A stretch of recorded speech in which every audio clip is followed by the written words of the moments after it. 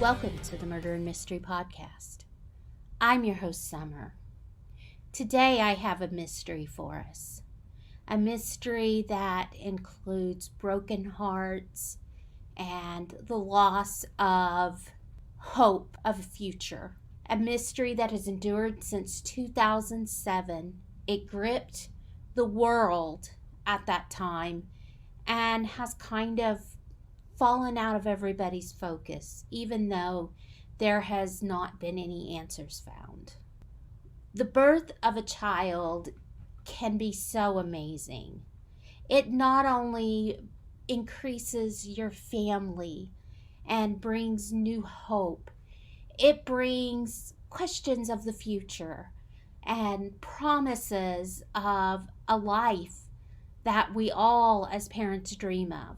I know when my kids were born, I would look at those little babies and wonder what they were going to be like as they got older.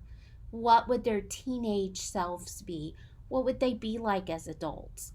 As many parents, I believe, do the same. On May 12, 2003, Kate and Jerry McCann had their first child, Madeleine McCann. I believe they looked at this beautiful little baby and they imagined what she would be like as she grew. Would she be more like her mom? Would she be more like her dad? Would she decide to become a doctor like her parents? What was this beautiful little girl going to grow up to be? The family grew in 2005 when they had a set of boy-girl twins. And their family was complete. They had 3 beautiful kids, a loving home, 2 loving parents. They were just a normal family, just like everybody else. They worked, they came home, they took care of their kids, they had fun, they loved their family, and they never dreamed that the unimaginable could happen to their family. In 2007, the McCanns had planned a wonderful holiday with their family and their close friends. They had decided to go to Portugal and go to a resort and just have fun. Honestly, I think just like any other family, when you plan a vacation, you look at what can the kids do, what can the adults do, what are we going to do together, how can I make the most of this, how can I let my kids have fun, but how can I also have fun as an adult? The McCanns were going to be attending a resort. However, instead of staying in the resort, they opted to rent an apartment. In fact, all the families that were traveling with them rented these apartments. They were privately owned apartments that were rented by the Mark Warner Company, a British holiday booking company.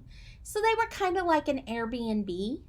And this allowed the family to be able to be comfortable, to spread out, to have those comforts of home, while also being very close to the resort and all the things that they wanted to do. So on April 28, 2007, they arrived at Praia de Luz in a village in Portugal that had a population of about 1,000 people. This was known as Little Britain due to a high concentration of British homeowners and vacationers. I'm sure this also helped them to feel more comfortable. They felt like the people around them were from their home country. They spoke English. This was an area that catered to vacationers and tourists, so it was going to be safer. And it was a family resort, so they really felt like everything was safe and secure. They were renting these apartments that were right beside the resort so that they had very quick access to both their apartment, to the resort. They could come and go. They could do all the things that they wanted to do without really worrying about the safety and having to drive long distances and things like that. So the McCanns stayed in apartment 5A, which was a ground floor apartment, had 2 bedrooms. Matthew and Rachel Oldfield and their daughter stayed next door to the McCanns in 5B. Jane Tanner, Russell O'Brien, and their 2 children were in 5D, so they were right there as well. And then Fiona and David Payne and their 2 children, along with Fiona's mother, Diana Webster, had an apartment on the next floor. So they were upstairs, but they were all right there together. The 3 families had ground floor apartments right beside each other, and then the other family was right above them.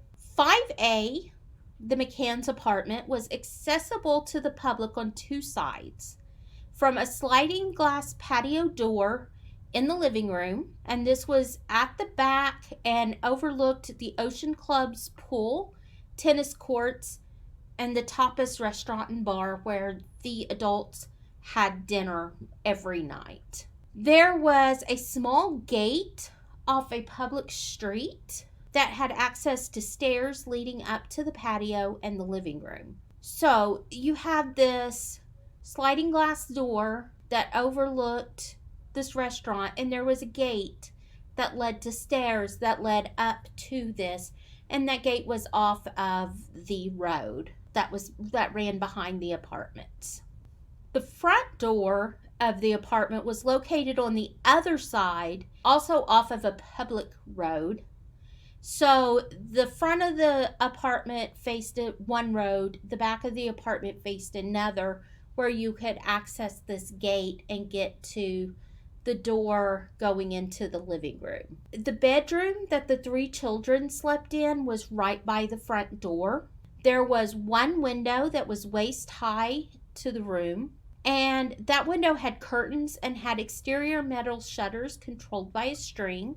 And the family kept the curtains and the shutters shut so nobody could look in and see that the children were sleeping in that room. This room was overlooked a narrow walkway and the residents' parking lot. So their room, the window to that room overlooked the parking lot and was accessible to the road by a short wall that could be stepped over and climbed over, and you could go and be right there at the window. Within the bedroom, Madeleine slept in a single bed by the door, and the twins slept in another single bed that was underneath the window. So Madeleine was by the door, the twins were by the window. And that's kind of the setup of this apartment, which comes into play here in just a bit. Every day, this family had kind of the same routine. And this can also be important when you think about people watching them and kind of figuring out what their routine is, where everybody's at and what's going on. So each day, the children spent time at the kids club and the adults did their own activities. And then after the children had eaten dinner and had settled into bed that night, the adults had a table reserved at the Tapas restaurant, which was just right across from these apartments. And they would go there and they would have dinner there every night. Now, during this time, the adults went back and checked on their kids. They checked about every 30 minutes, going and making sure that their kids were okay and that everything was good. But they did this every night. They were actually nicknamed the Tapas 7 because they had reserved this table and they attended this restaurant every night that they were there. Thursday, May 3rd, 2007 is a date that will forever be imprinted on this family's heart and in their head. This is the fateful day that the unimaginable happened to this family. And it started off kind of odd.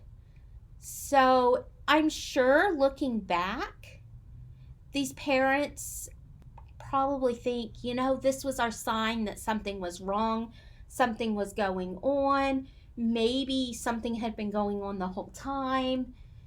But when you're on vacation and things are just happening and you're doing all these different things, vacation can be pretty chaotic sometimes. And so you don't really stop and think about what's out of the ordinary, because on vacation, everything's out of the ordinary. That morning on May 3rd, over breakfast, Madeleine asked her parents why they didn't come when she and her brother had cried the night before. So obviously, if their kids were getting up pretty regularly and they knew that their kids got up regularly, they wouldn't have left their kids to go eat dinner. This was something that was unusual. These kids, once they were in bed and they were asleep, they didn't really get up during the night.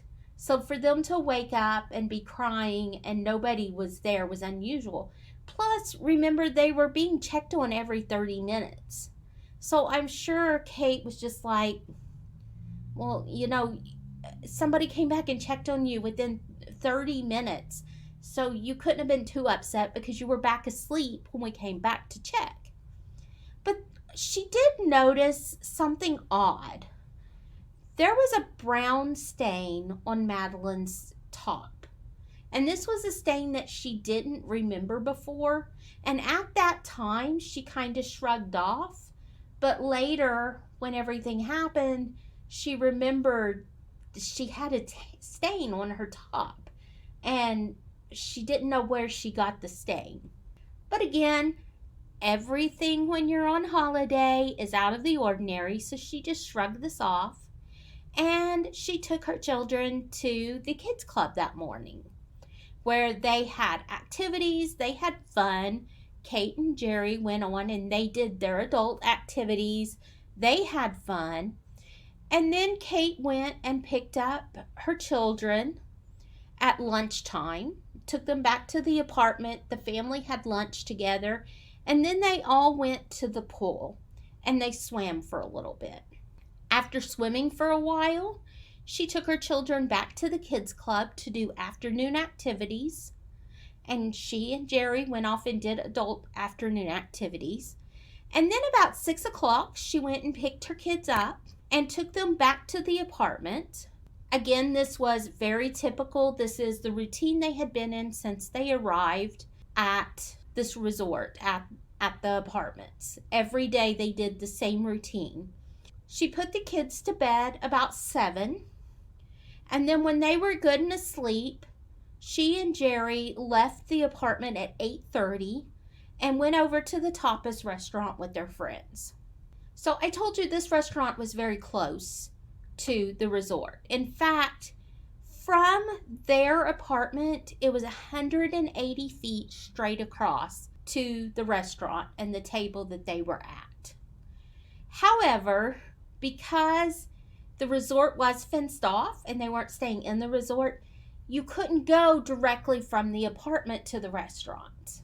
You had to go out onto the road and around to the front of the resort and then back to the pool and the restaurant area. So it wasn't quite as easy, quite as quick to get there, but it was really only 180 feet from the table that they were sitting at to the apartment. Now, the other thing is you could see the apartment from their table, but because of the things that were out and around the pool, you couldn't see a good view of the apartment. Like, you couldn't see the side of the apartment. You couldn't see who was over at the apartment, if anybody was walking around over there. All you could see was the roof of the apartment, the tops of the apartment. So while it was so close, it also was so far away. They didn't have the access to the apartment like they would have if they had been staying in the resort. It wasn't as close as it really seemed. Okay, so some other things that are really important to know as we are talking about this day. First off, the McCanns had left the patio door closed and they had drawn the curtains, but they left the front door unlocked. This way, it would be easier for them to get in to check on the children. They wouldn't have to use the key to open the door. They also could do it quieter and not wake up the kids with rattling keys and stuff while they tried to go in and check on them. Another important factor to know in this is that the family had reserved their table at the tapas restaurant when they first arrived. So not only were they going through the same routine every day, going back to the same restaurant every evening without their children, but they had reserved this table. Not only did they reserve the table, but at the swimming pool, in their swimming pool reception area, there was a message book. And in this message book, one of the resort staff had written a note saying that the group needed the same table every night as their children were asleep in the apartments. So anybody who went up could see that this group, the Tapas 7, these adults who were coming there every night, needed that exact table every night because their children were asleep at the apartments that were directly across the pool area from the restaurant, and that table overlooked those apartments. So those are two things to consider. The front door was unlocked, and there was this note stating that the children were asleep in the apartments.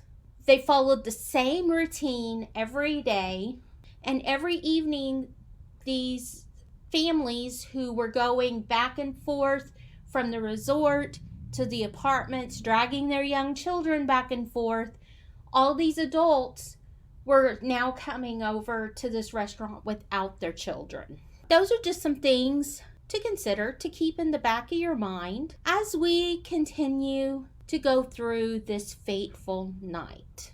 So, the McCanns and their friends started the evening at 8:30 over at the Tapas restaurant, where they were eating and just having conversation and enjoying their time together. But just like every other night, the adults took turns every half hour leaving the restaurant and going to check on the children.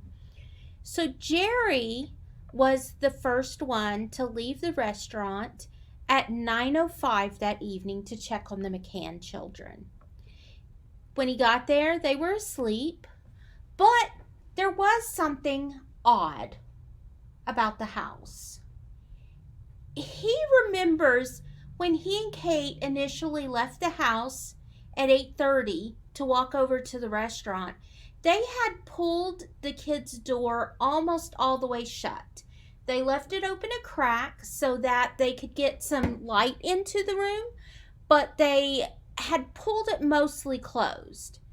When he got there, the door was completely open. He thought that was odd, but kind of shrugged it off, just like the stain on Madeleine's shirt that morning. It was just kind of shrugged off. Odd things happen. Maybe we weren't paying attention. I just thought about it. I thought I did it. Maybe Kate opened it after we'd closed it. Maybe one of the kids had gotten up and went to the bathroom and had opened it. So he pulled it back shut to where it was just open a crack, and he left the apartment to go back to the restaurant. Jane Tanner had gone to check on her own daughter shortly after 9. She saw Jerry talking to a man who was also on holiday while he was on his way back to the restaurant. So she had left shortly after Jerry, maybe. She went and checked on her daughter. He had checked on their kids. He had left and had stopped on the way back to the restaurant and was talking to another man that was also on holiday. And neither Jerry nor the man that he was talking to remembered seeing Jane. So they were engrossed in their conversation, they're talking. They don't remember seeing her walk by, but she remembers seeing them talking as she walked by. Around 9:15, Jane said she saw a man carrying a young child. He was near the McCann's apartment, and he was moving from the direction of the children's bedroom window, but he was on the street. So remember, there was the kids' window, and that was accessible if you went over the short wall, and it was right there by the road. He was close to that, but he was on the road. He wasn't in the apartment area. He was on the road, and he's carrying the child, and she was walking past to go check on her child, and she saw this. Jerry and the man that he was talking to didn't see a man carrying a child, but they also didn't see Jane walk by them. Jane says that the man was white, of Southern European or Mediterranean descent, had dark hair, was about 5'7", and between the ages of 30 and 40. He was wearing gold or beige trousers and a dark jacket. She gave the police this description later on. Another sighting of a man carrying a young child was reported by Martin and Mary Smith. They reported seeing a man of the same description as Jane. So these are people that were not part of that top of 7. They weren't talking together. They didn't know that Jane had seen this man and made this report. But they reported seeing a man who looked very similar to Jane's description, carrying a small child. They stated he did not look like a tourist, but he did seem uncomfortable carrying the child. It wasn't like this is a man who carried this child like this all the time. However, the man was in the same area and moving from the direction of the McCann's apartment. So he was in the same direction, same description, carrying this child, looked kind of uncomfortable while he was doing it, looked like he was probably a local. At 9:30, okay, so an hour after the party had gone over to the Tapas restaurant, and about 20-30 minutes after Jerry McCann had last checked on his kids, Matthew Oldfield offered to check on the McCann children when he went to check on his own children in the next door apartment. So he was going that way. He said, I'll look in on your kids too. And so he got there and he reported going into the apartment, and he said the children's door was open. He listened. He didn't hear any noise. So he went ahead and left without going into the apartment and looking in the bedroom. So remember, their bedroom is right by the door. He just opened the door, stepped in. The bedroom door was open. He didn't hear anything. He didn't see kids up. So he just pulled the door shut and went and checked on his own daughter and left. So 10 o'clock, 30 minutes after Matthew Oldfield went to check, Kate went to check on the children. She got there and she noticed that the children's door was open. And when she went to shut the door, it slammed. So that's kind of important. You know, when you have like a window or another door open and you go to pull a door, you know, the suction can make it slam. So when that slammed, she knew something was up. So she opened the door and looked in, and that's when she noticed that the bedroom window to the kids' room and the shutters were open. Remember the shutters that opened, they were on the outside, but they opened with a chain on the inside. So that window was closed, those shutters were closed, and the curtains were closed when they left. They made sure that those were always closed so nobody could look in and see the children in their beds. And now the window's open, the shutters are open, and that was not the way that they left it. Also, that bedroom door was open. Remember when Jerry went in, he pulled the door shut. And he thought that the door had been shut or mostly shut when they left. He pulled it back shut. 30 minutes later, Matthew Oldfield goes in, the door's open. Kate goes, the door's open. So she opens the door back up. She sees the window, and she notices that Madeleine is not in her bed. She goes and she checks the apartment, and she doesn't find her. So she ran back to the restaurant yelling that her daughter was missing. Now, I can imagine, she checked around the apartment thinking she's gotten up and she's gone to the bathroom. Well, then when she wasn't in the apartment, the window's open. Maybe she opened the window and she climbed out the window. So I can imagine she probably kind of looked around. She called her name, and then she ran back to the apartment. At 10:10, Matthew Oldfield went to the resort's reception desk and asked them to call the police because the little girl was missing and they needed to hurry up and find her. By 10:30, the resort had activated their missing child protocol, and 60 staff and guests began searching the area for Madeleine. This search continued until 4:30 in the morning, and at this point, they assumed she'd woken up and she'd wandered out of the apartment and was lost. Now, it doesn't say that Jane said anything to them about seeing a man carrying a child. She probably saw this, but you wouldn't really think there's a man carrying a child and he kidnapped a child out of one of these apartments and that's my friend's child. Even after all of this, they were still operating on that. She left the apartment on her own. It would have been easy. She could have gotten turned around. She's a little kid. It's dark. It looks different than it did during the day. She can't find her mom and dad. So she's probably around there somewhere. I just think it's very impressive that this resort within 30 minutes had that many people up and going and searching the area for this child. They got that in place very quickly. 2 officers from the Gendarmerie, which is the police force that deals with civilians, arrived at 11. So they called the police at 10:10. It wasn't until 11 that the police actually arrived. At that point, there were already people doing a search.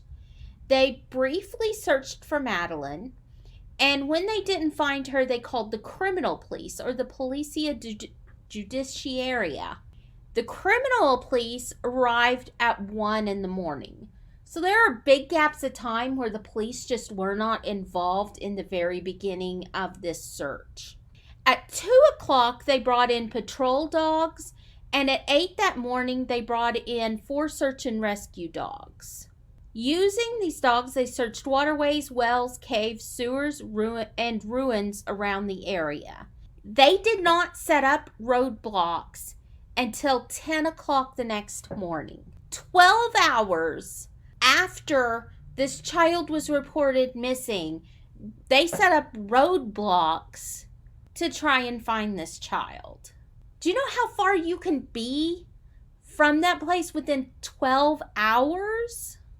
So 5 days after Madeleine went missing, Interpol issued a global missing persons alert. So they started thinking, okay, let's look globally. She's not been found in this small little area. Something had to have happened to her. She didn't just wander out of her apartment and she's lost. Now, there could be something, and enough time has passed. There's no telling where this girl is. So then let's look at suspects. So the first suspect in this case was named 12 days after Madeleine disappeared. His name was Robert Murat. He was a 34-year-old British-Portuguese property consultant. So Robert Murat was born in London, but currently lived in his mother's house, which was located 150 yards in the direction that the man from the Tanner sighting, Jane Tanner, 150 yards in the direction that she saw this man walking.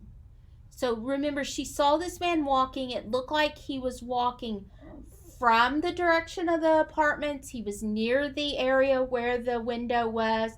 He was on the road. It looked like he was walking from that direction, and 150 yards in the direction he was walking toward is this man's house. He became a suspect when a newspaper reporter told police that he was asking about the disappearance. So this man had kind of insinuated himself into the investigation and was asking questions about this disappearance.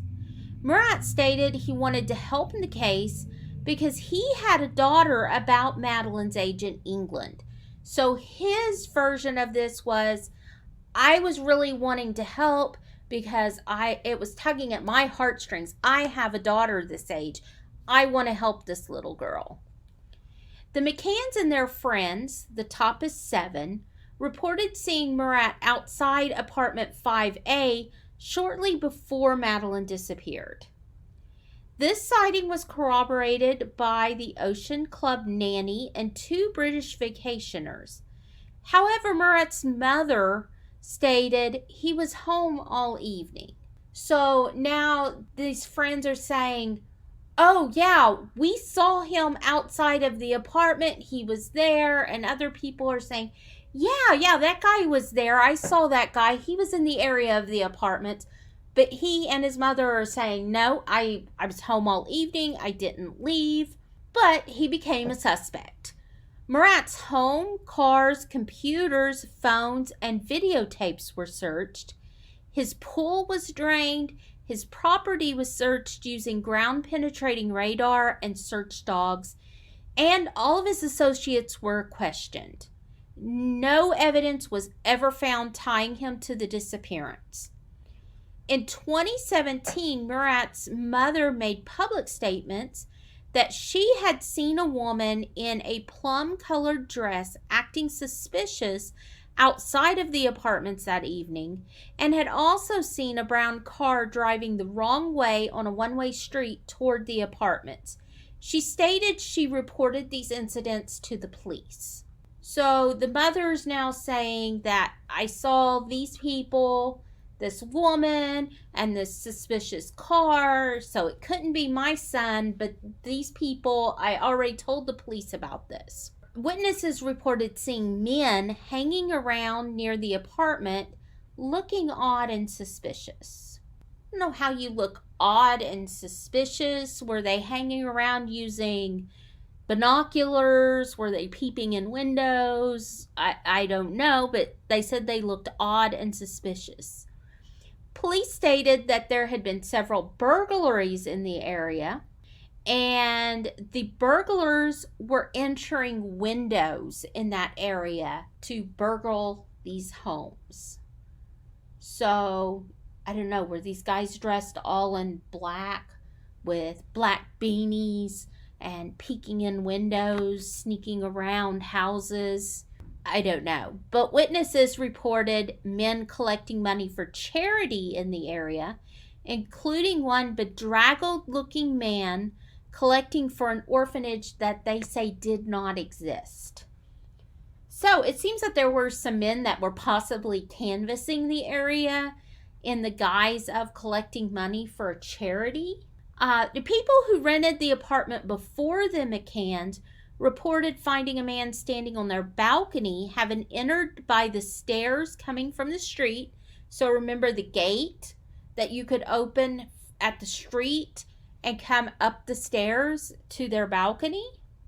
So they reported that a man was standing on their balcony, and when they confronted him, he said he was collecting money for an orphanage. They said this man was clean shaven, was polite, looked decent, but he was standing on their balcony and didn't go to their front door. The day of Madeleine's disappearance, witnesses reported 2 men with black hair approaching individuals around the apartments collecting money for a hostel or a hospice. So there were 2 men in the apartment area that was going door to door collecting money for a charity that, they could have been canvassing, looking for places that might be easy to break into and steal things. A Caucasian man with short blonde hair in his mid-30s and described as being ugly, having spots on his face, was seen around the apartment and the resort in the days leading up to Madeleine's disappearance. So apparently this ugly blonde man was seen numerous times in the area. I don't know if he was also trying to collect money for charity or if he was just hanging around, if he was hiding behind trees. I don't know, but they said that they saw him in the area. On April 29th, he was seen at the Ocean Club, so he was seen inside the resort. On April 30th, he was seen across the street from the apartments and looked like he was watching them. I don't know, hiding behind trees, watching the apartments. He was also seen near the apartments looking toward a white van that was parked nearby. On May 3rd, the day of the disappearance, he was seen on the balcony of apartment C, which was empty. This was apartment C. Was like right there beside where the McCann's apartment. Remember, they had B, or they had A, and then their friends had B, and then there was C, which was empty, and then they had other friends that were in D. He was seen again around the stairwell of the apartments. That day, another blonde man was seen around the apartments, and at one point, the two men were seen in the street talking in raised voices, which they quietened when they realized that they had been seen. When they saw people looking, they got quieter and started talking quieter, but nobody knows what they were saying. In the late afternoon of May 3rd, a woman standing on her balcony saw a blonde man leaving from a ground apartment in the area of the McCann's apartment. She reported this because the man stopped and looked around before leaving the gate and closing it quietly behind him. So this was in the area. It wasn't necessarily their apartment, but it was right there by their apartment. And remember, he had been on the balcony of the empty apartment in that area. May 12th, the Portuguese police say they believe Madeleine was abducted, but still alive and in Portugal. On May 15th, the McCann set up Madeleine's fund, Leave No Stone Unturned, to raise awareness about their missing daughter. The website attracted 58 million hits in the first 2 days. I told you in the beginning of this was huge. Everybody in the world knew Madeleine's face. She was plastered all over magazines, news reports.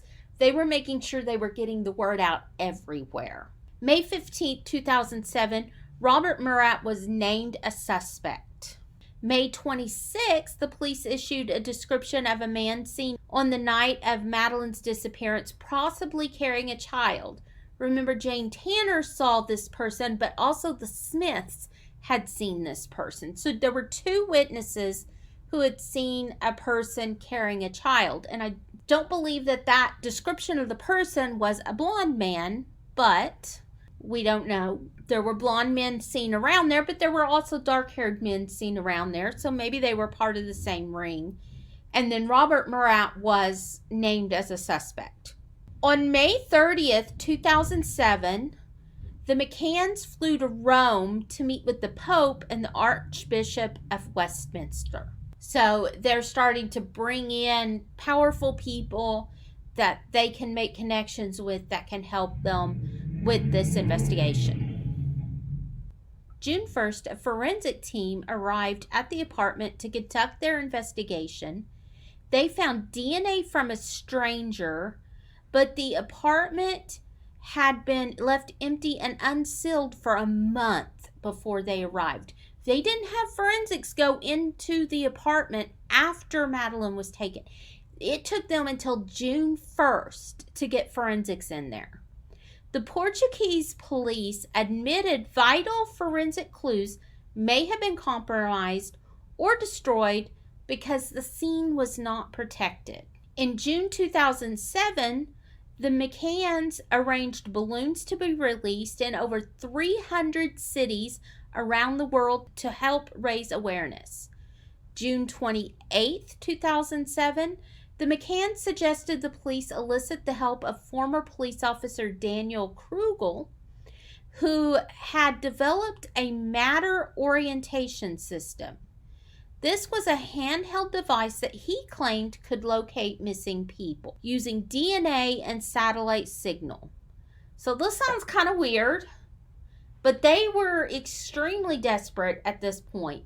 And they gave this man Madeleine's hair that they had collected, and that he claimed that he got a static signal from an area of the beach near Rocha Negra Cliff. So this made police more suspicious of the family, because now they're saying, oh, this magical device can use DNA and satellite and help find missing people, and we found this signal over here. So they believed that Kate was pushing to use this device and psychics to point the police toward Madeleine's body without implicating herself.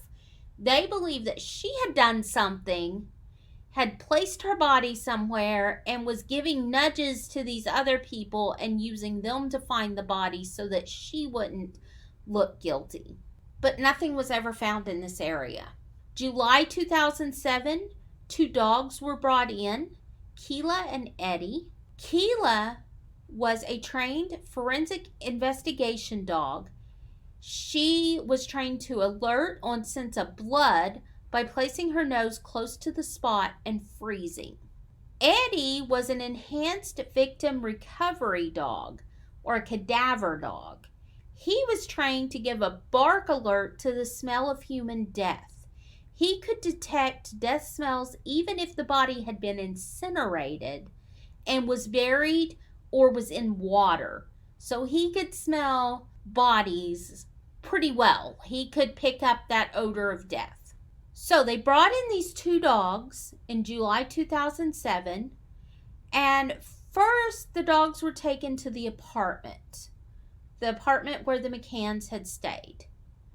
Both dogs alerted behind the couch, and Eddie, remember the one that was trained to detect human death? He alerted near a wardrobe in the main bedroom. They were then taken to the beach and the wastelands, but they made no alerts there. They were taken to the house the McCanns had rented after Madeleine's disappearance because, they needed to be out of that apartment and they wanted to stay close during the investigation. So they took them to this house, and the house and grounds were searched by the dogs. Eddie only gave an alert on a stuffed animal called Cuddle Cat that was laying in the living room floor. Keela didn't give any alerts. The dogs were taken to another location where boxes of clothing and items that were taken from the home were brought. Eddie alerted to one of the boxes of clothes.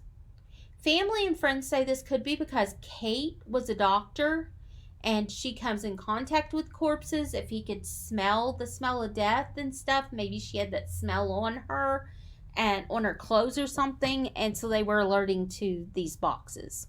On August 6th, the police took the car the McCanns had rented to an underground parking garage. There were 10 cars in the garage, parked 20 to 30 feet apart, and this included the McCann's car and the Murat's car, and Robert Murat. Remember the one that is the suspect? Eddie gave an alert on the McCann's car outside of the driver's door. He didn't alert on any other cars, and Keela alerted to the rear driver's side inside the truck and the map compartment in the driver's door, which contained a key ring and a key. The key ring was placed in a bucket of sand, and Keela alerted on the bucket. She alerted on the bucket again when it was moved to a different floor, so she kept alerting on this key ring. Almost immediately, the press began to run stories claiming Madeleine had died in the apartment. Hairs and fibers were collected and sent to forensic labs for testing. And these samples arrived at the lab on August 8, 2006.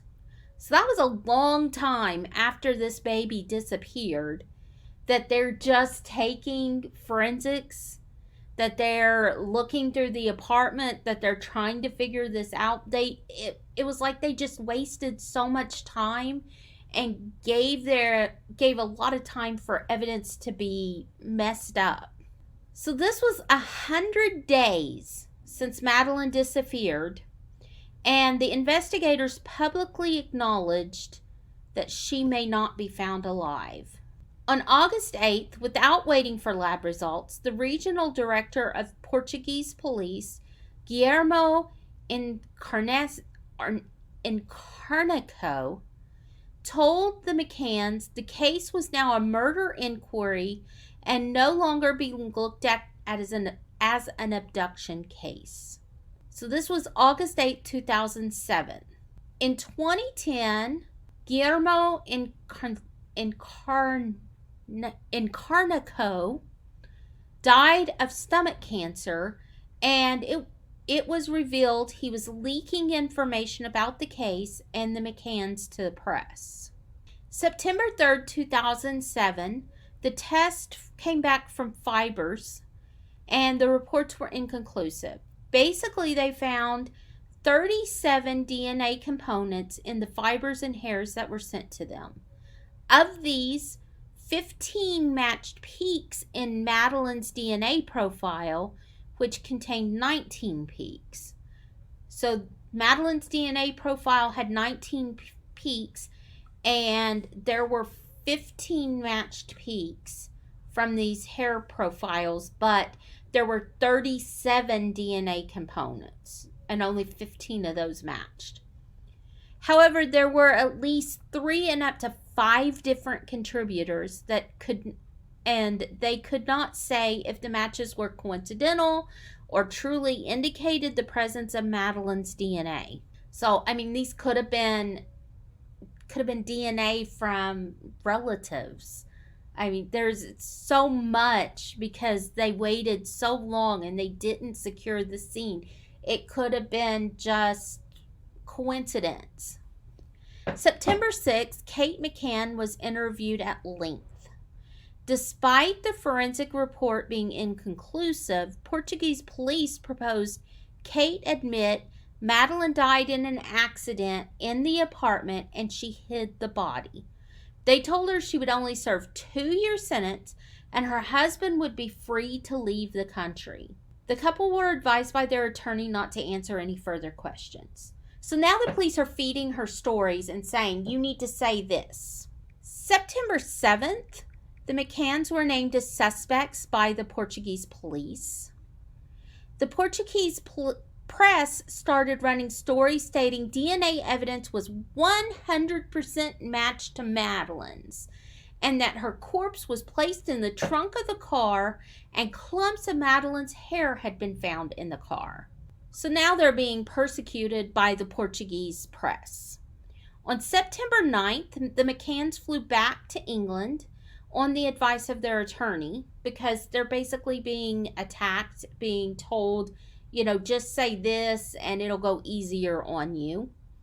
September 10th, the Portuguese police completed and signed a 9-page report stating Madeleine had died in the apartment as a result of an accident. It stated the meal at the Tapas restaurant and the checks on the children were a cover-up by the McCanns and their friends. The report stated the group had misled police with false stories of an abduction. September 21st, the U.S. ambassador to Portugal, Al Hoffman, attended a meeting with the British ambassador Alexander Ellis. According to Hoffman, the British police also had evidence against the McCanns, and officials for both countries were working cooperatively. So on September 21st, 2007, a few months after Madeleine's disappearance, everybody's working toward this concept that the parents did something to Madeleine. Either there was an accident or they murdered her. and they hid her body. On October 2nd, 2007, Chief Inspector Goncalo Amaral, who was acting as the inquiry coordinator, was removed from the case and transferred. He had been named a suspect in relation to another child abduction case that he had worked in 2004, just one day before Madeleine had disappeared. So this inspector, who was acting as the coordinator for this investigation, had actually been named a suspect in a different abduction. He had been named a suspect the day before Madeleine disappeared, but he still got to work as the coordinator for Madeleine's abduction. So the Portuguese police just keep digging themselves a bigger and bigger hole, making a big mess with everything. So this disappearance that this chief inspector was involved in and was named a suspect in, Joana Cipriano, was an 8-year-old Portuguese girl who disappeared from Figueira, only 7 miles from where Madeleine disappeared. Joanna's mother and uncle were convicted after confessing, but the girl's mother recanted her, stating that she had been beat by police and made to confess. There was never a body found. There was never a murder weapon found. Now remember, police had told Kate that if she would confess, she would only get 2 years in prison and her husband would be free to go home. So now this woman is saying, they beat me, they made me confess, there's no body, there's no murder weapon, there's nothing to say that she actually had done what she said she did. So Amaral, this chief inspector, was convicted of perjury in May 2009 and received an 18-month suspended sentence. So it's just a big mess over there in Portugal. November 7th, Jerry McCann releases a video stating he believes his family was watched by a predator in the days before his daughter's disappearance. So remember, there were men that were seen around that area, and it had been reported by other people in the area, in the apartments, that these men had been there and had been kind of watching and lurking. July 21st, 2008, the Portuguese Attorney General announced there was no evidence to link the McCanns or Robert Murat to Madeleine's disappearance. He lifted their suspect status. So now they have no suspects. The McCanns aren't a suspect. Murat isn't a suspect. July 24th, 2008, Goncalo Amaral, remember the one that was convicted of perjury? And he left the police force the month before and published a book about the case titled Maddie, The Truth of the Lie. So the McCanns began a libel action case against Amaral and his publisher, and they went back and forth with the McCanns, filing and winning a suit, and then Amaral would appeal and he would win, and then they would win, and this went back and forth from 2009 until 2017, when Portugal's Supreme Court ruled the McCanns had not been cleared by the archiving of the criminal case. So they're saying, no, we can't say for sure that you didn't do this, so there's no libel. January 20th, 2008, the McCanns released sketches of a suspect based on the description from a witness of a creepy man. I don't know what creepy is, but a creepy man seen at the resort. April 2008, the Portuguese police fly to the UK to sit in on interviews with the McCanns' friends who were at dinner on the night Maddie disappeared. July 21st, 2008, so here we are a year after the disappearance, the Portuguese Attorney General announces there is no new evidence. November 3rd, 2009, new images of how Madeleine might look at the age of 6 were released. In March 2010, The McCanns criticized the release of previously unseen Portuguese police files detailing possible sightings of Madeleine to British newspapers.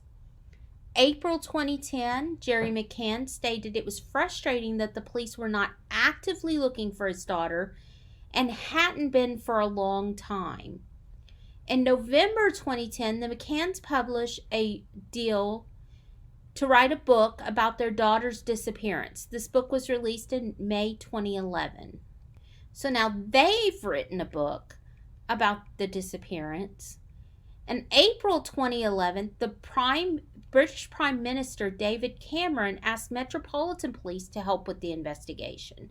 So they began reviewing the case.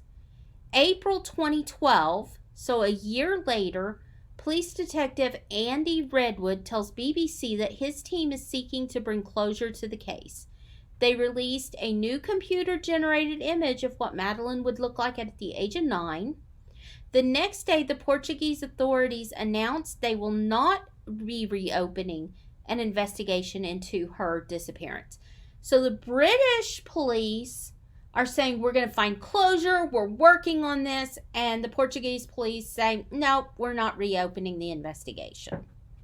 May 2013, UK detectives reviewed the case report, identifying a number of persons of interest in the case. July 2013, Scotland Yard announces having new evidence and new witnesses and is opening a formal investigation.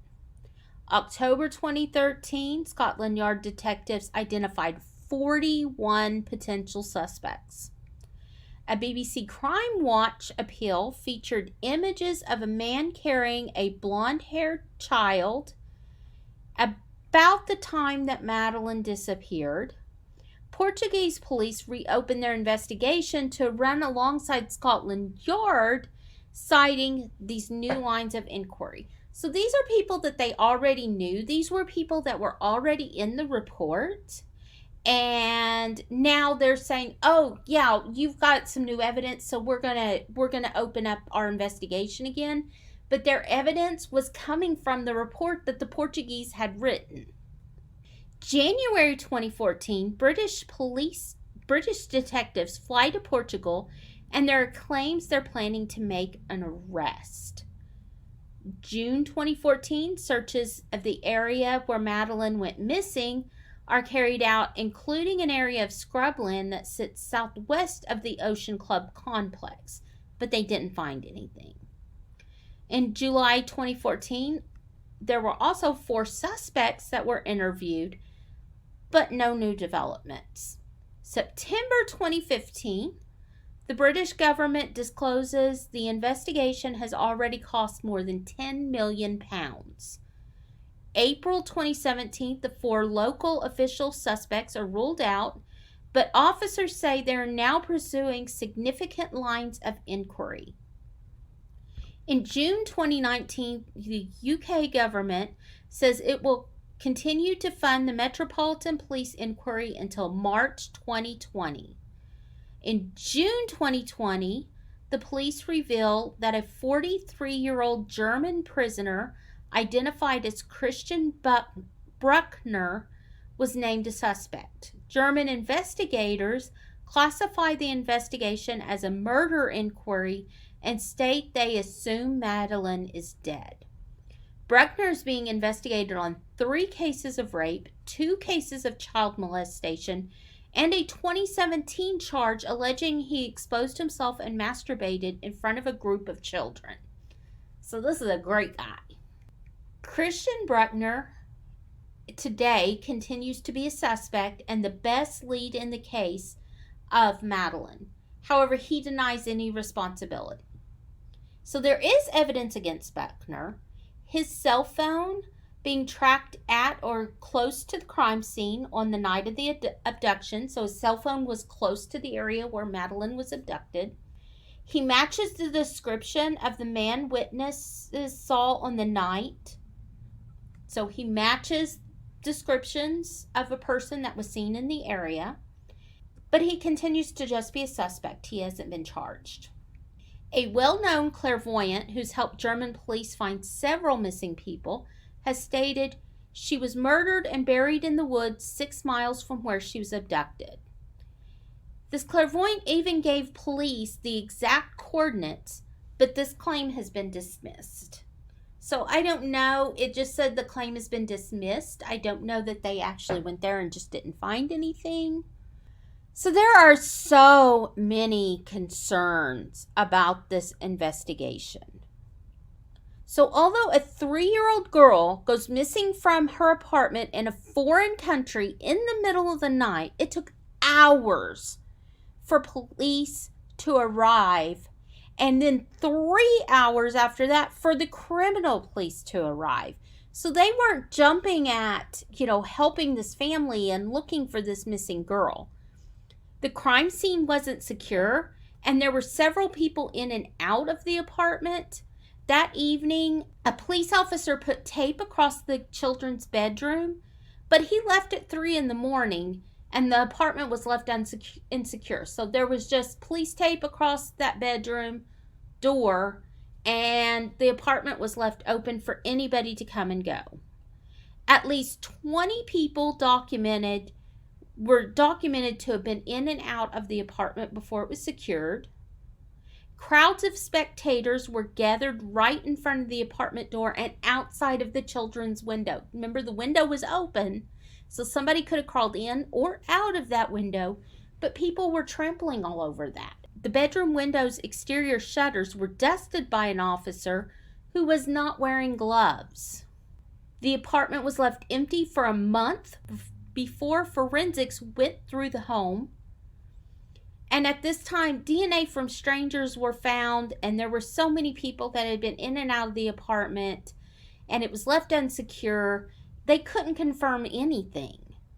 The apartment was then released and rented out to tourists until August 2007, when forensics came back and sealed it off for more testing.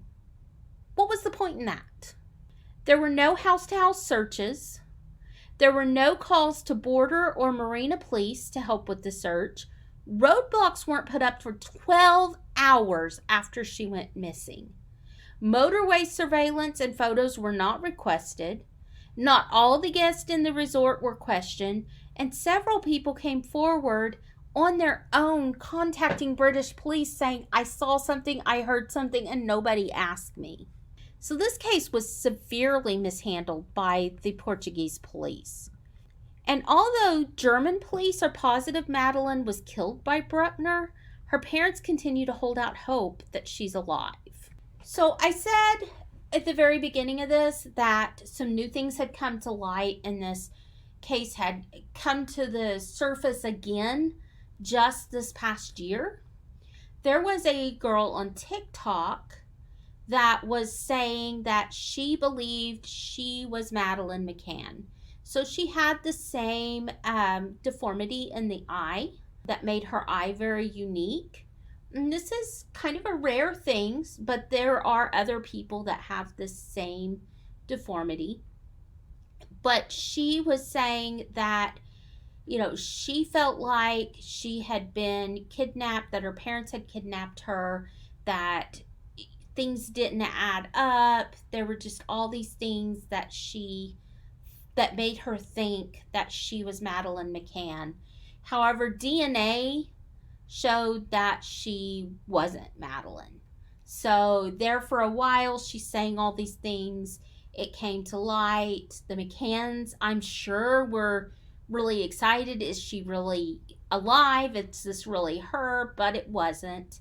And as of today, there are still no new evidence. There isn't anything. She's never been found. Her body's never been found.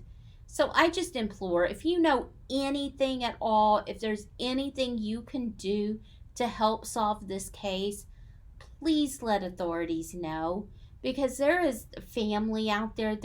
These parents are hurting. They want to know what happened to their child, and they deserve closure. So please come forward if you know anything. Until next time, bye.